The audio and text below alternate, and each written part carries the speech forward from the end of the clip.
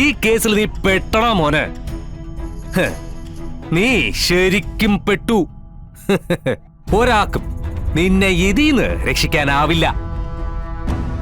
സംശയം ഉണ്ടെങ്കിൽ നീ നിന്റെ രക്ഷയ്ക്കായി എത്തുമെന്ന് നീ വിചാരിക്കുന്ന ആ കളക്ടറെ തന്നെ ഒന്ന് വിളിച്ചു നോക്കാം. എന്താ, നമുക്കൊന്ന് വിളിച്ചു നോക്കിയാലോ? എന്താ പറയുന്നതെന്ന് അറിയാലോ?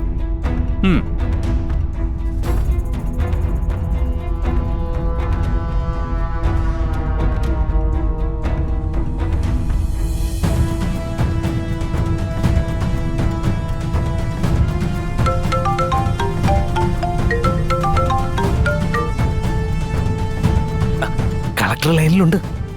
ഞാൻ സ്പീക്കറിലിടാം. എന്താ പറയുന്നറിയാലോ? കേക്ക്. ഹലോ. ആ മാഡം, ഞാൻ സ്റ്റേഷനിൽ നിന്ന് റസാക്കാം. കാര്യങ്ങളൊക്കെ മാഡം അറിഞ്ഞു കാണുമല്ലോ. അല്ല, ശിവന് മാഡത്തിനോട് എന്തോ പറയണമെന്ന്, അതാ ഞാൻ വിളിച്ചത്. അയാൾ പറയുന്നത് കേൾക്കാനല്ല ഞാൻ ഇവിടെ ഇരിക്കുന്നത്.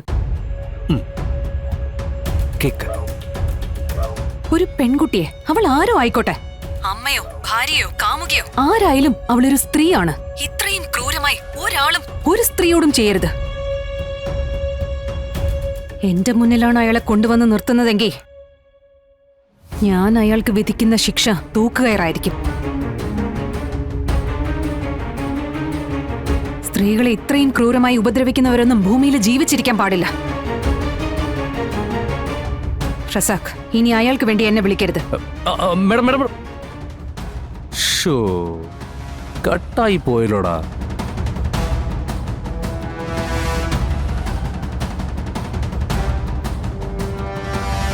നിന്നെ രക്ഷിക്കുമെന്ന് നീ കരുതിയ ജില്ലാ കളക്ടറുടെ വാക്കുകൾ കേട്ടല്ലോ.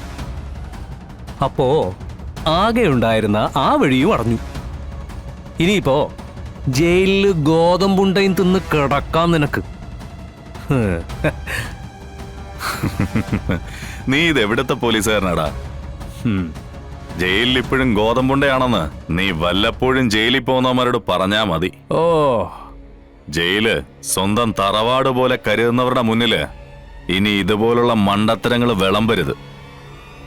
സുഖഭക്ഷണം, സുഖ ഉറക്കം, പണിയെടുത്താൽ ഇവിടെ കിട്ടുന്നതിനേക്കാൾ നല്ല കൂലി അവിടെ കിട്ടും. എന്തുകൊണ്ടും ഇപ്പോഴത്തെ സാഹചര്യത്തില് പുറത്ത് നിൽക്കുന്നതിനേക്കാൾ നല്ലത് അകത്ത് കിടക്കുന്നതാ. മൂക്കറ്റം വരെ മുങ്ങിത്താന്ന് നിന്നിട്ടും ഒരു തരിമ്പ് പോലും കുറയുന്നില്ലല്ലോടാ നിന്റെ ഈ അഹങ്കാരം. ഇനി ആര് സഹായിക്കുമെന്ന് കരുതിയിട്ടാണോ നീ കിടന്ന് നെകളിക്കുന്നേ? അവന്റെ ഒരു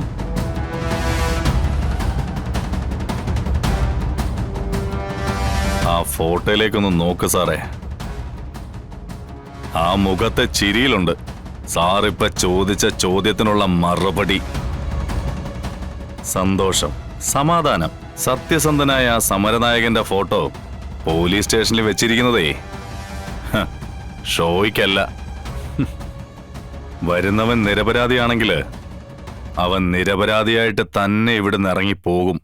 ആ ഒരു വിശ്വാസത്തിൽ ഞാൻ ഇപ്പോഴും പറയുക, എന്നിലൊരു സത്യം ഉണ്ടെങ്കിൽ ആ സത്യം ജയിക്കുക തന്നെ ചെയ്യും.